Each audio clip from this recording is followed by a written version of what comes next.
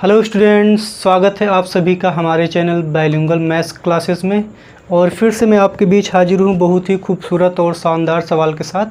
और आज का जो सवाल है, इस क्वेश्चन को सॉल्व करने में स्टूडेंट को बहुत ज़्यादा प्रॉब्लम आती है, तो मैंने सोचा क्यों ना मैं इस क्वेश्चन को आपको करा दूँ ताकि आपको बहुत ही कम समय में आप इस सवाल को सॉल्व कर पाएँ। ठीक है ना। तो पहले मैं क्वेश्चन को पढ़ता हूँ, इसके बाद मैं क्या लॉजिक लगा के इसको सॉल्व करने वाला, फिर उसको देखेंगे। ठीक है ना। आज का जो पहला क्वेश्चन है, एक ही क्वेश्चन ही करना है, पहले से क्या लेना देना, कि दो वस्तुओं को क्रमशः 1199 रुपये प्रत्येक के हिसाब से बेचा जाता है। पहले को 15% हानि तथा दूसरे को 15% लाभ पर बेचा जाता है। पूरे सौदे का हानि या लाभ प्रतिशत ज्ञात कीजिए। यानी कि दो वस्तुओं को दोनों को 1199 रुपये का बेचा गया है, यानी कि दोनों वस्तुओं का विक्रय मूल्य यहाँ पर समान है। ठीक है। एक को 15% प्रॉफिट पर और एक को 15% लॉस पर बेचा गया है। आपको बताना है कि ओवरऑल उसे प्रॉफिट हुआ है या लॉस हुआ है, या फिर कितने % का प्रॉफिट और लॉस हुआ है, आपको एक बताना है। तो आपको एक छोटा सा कंसेप्ट याद रखना है कि जैसे मान लेते हैं कि दो वस्तुओं को जो है, एक को X% लाभ पर और एक को X% हानि पर बेचा गया है। मतलब दो वस्तुएं थी, एक को X% लाभ पर और दूसरी को X% हानि पर बेचा गया है। अगर दोनों वस्तुओं का क्रय मूल्य समान है, ठीक है, मतलब एक को आप X% प्रॉफिट पर बेच दो, दूसरे को X% लॉस पर बेच दो। अगर दोनों का CP सेम है, यानी कि क्रय मूल्य सेम है, तो उस सौदे में ना तो आपको प्रॉफिट होगा और ना ही क्या होगा, लॉस, यानी ना हानि होगी ना लाभ होगा। कब? जब आपका क्रय मूल्य समान है। लेकिन अगर आपका विक्रय मूल्य समान है, भाई क्रय मूल्य समान है तो ना तो प्रॉफिट ना तो लॉस। लेकिन अगर आपका विक्रय मूल्य समान है तो x²/100% की हमेशा हानि ही होगी, तब लाभ नहीं होगा। यानी दो वस्तुओं को आप समान विक्रय मूल्य पर बेच दें, एक को X% प्रॉफिट पर एक को X% लॉस पर, तो हमेशा आपको x²/100% की क्या होगी, हानि होगी। तो ये जो क्वेश्चन है हमारा, उसमें दोनों का विक्रय मूल्य समान है ना भाई, दोनों को 1199 रुपये के हिसाब से बेचा गया, यानी दोनों का विक्रय मूल्य समान है। तो यानी इस क्वेश्चन में जो है, इनको हमेशा x²/100% की क्या होगी, हानि होगी। यहाँ पर x की वैल्यू कितनी है, 15, यानी कि 15 का स्क्वायर/100%। 15 का स्क्वायर आपको पता है 225/100%, यानी कि 0 हटाएंगे 2.25%। यानी इस क्वेश्चन में जो है 2.25% का क्या होगा, लॉस होगा ओवरऑल पूरे सौदे में। अब देखिए तो रहा पहला तरीका, बट ये पहला तरीका तो खैर अच्छा तो है ही। देखिए बहुत ही कम समय में आंसर आ गया है। याद रखिएगा, मैं क्वेश्चन को एक बार रिपीट कर देता हूँ पहले, फिर मैं दूसरे तरीके पर आता हूँ। क्या मैंने बताया कि दो वस्तुओं को बेचा जाए, एक को X% प्रॉफिट पर एक को X% हानि पर बेचा गया। अगर दोनों का क्रय मूल्य समान है तो ना प्रॉफिट होगा ना हानि होगी। लेकिन अगर विक्रय मूल्य समान है तो हमेशा x²/100% का क्या होगा, हानि होगी। x की वैल्यू यहाँ पर 15 है, तो 15²/100 यानी कि 2.25% का क्या होगा, लॉस होगा। ठीक है। अब देखिए इसका जो दूसरा तरीका है वो क्या है। आप दूसरे तरीकों को ज़्यादा, मतलब जितने भी क्वेश्चन इस टाइप के हैं, आप उसको दूसरे तरीके से ही सॉल्व करने की कोशिश करें।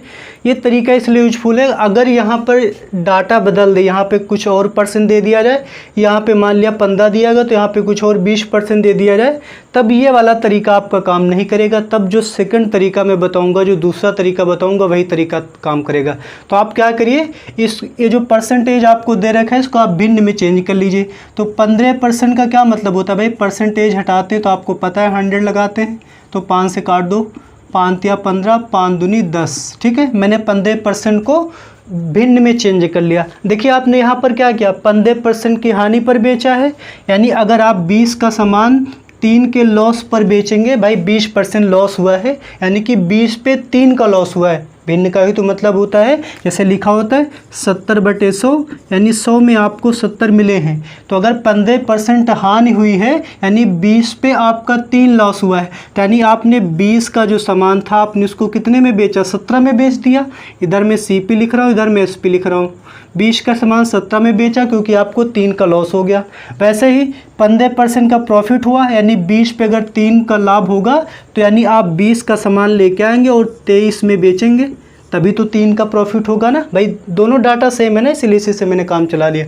अब मुझे बताओ, क्वेश्चन में तो कहा गया कि दोनों की एसपी बराबर है, यानी विक्रय मूल्य बराबर है। यहाँ पे दोनों का विक्रय मूल्य बराबर नहीं है, तो मैं दोनों का विक्रय मूल्य बराबर कर देता हूँ गुणा करके।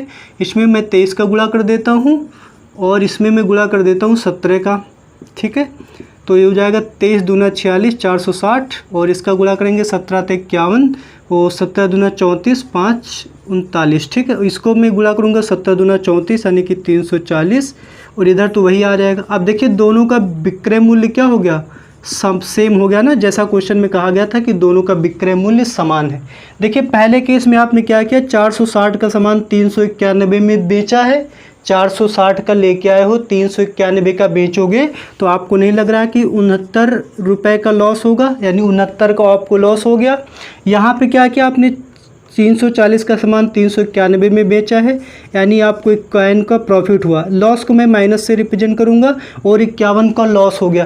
यानी पहले केस में आपको 69 का लॉस हुआ है और यहाँ पर 51 का प्रॉफिट हुआ है। मैं ओवरऑल पूछूँ तो आप इन दोनों को अगर आप जोड़ के देखेंगे, 69/51 यानी माइनस कर लीजिए तो 9 से गया 1, 6 से गया, मतलब 18% का ऑफ लॉस हुआ है। यानी ओवरऑल आपको क्या हुआ, 18 का क्या हुआ है, लॉस हुआ। सॉरी परसेंटेज नहीं, मतलब 18 का लॉस हुआ है। भाई आपने क्या किया था, 20 का सामान 17 में बेचा, फिर 20 का सामान 23 में बेचा, दोनों का विक्रय मूल्य सेम था तो मैंने विक्रय मूल्य सेम कर दिया।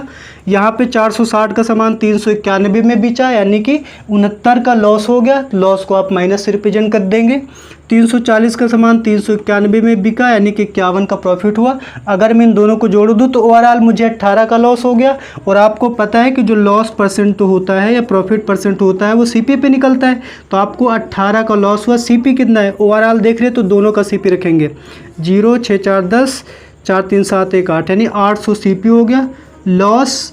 लॉस जो होता है सीपी पे होता है, परसेंटेज चाहिए तो 100 से गुणा कर देंगे, 0 से 0 कट गया, 2 9 18 2 चौके 8, इसका मतलब होता है 2.25%। तो देखिए यहाँ से भी आंसर सेम आ रहा है ना, क्योंकि आंसर तो वही आएगा, तरीके बदलने से कोई फ़र्क नहीं पड़ता। यानी इस केस में भी देखिए 2.25% का ओवरऑल क्या होगा, लॉस होगा, ठीक है ना। आप इसी मेथड को अप्लाई करेंगे, क्योंकि अगर ये डाटा बदल गया तब आपका ये तरीका काम नहीं करेगा। इसलिए ये थोड़ा सा आपको पहली बार में लग रहा होगा लेंदी है, लेकिन आप 2-3 क्वेश्चन जब आप इस तरीके से सॉल्व कर लेंगे, अगर आपको डाउट हो रहा तो मैं ऐसा आप करेंगे कि एक ही वीडियो में बार बार समझाना पॉसिबल है नहीं।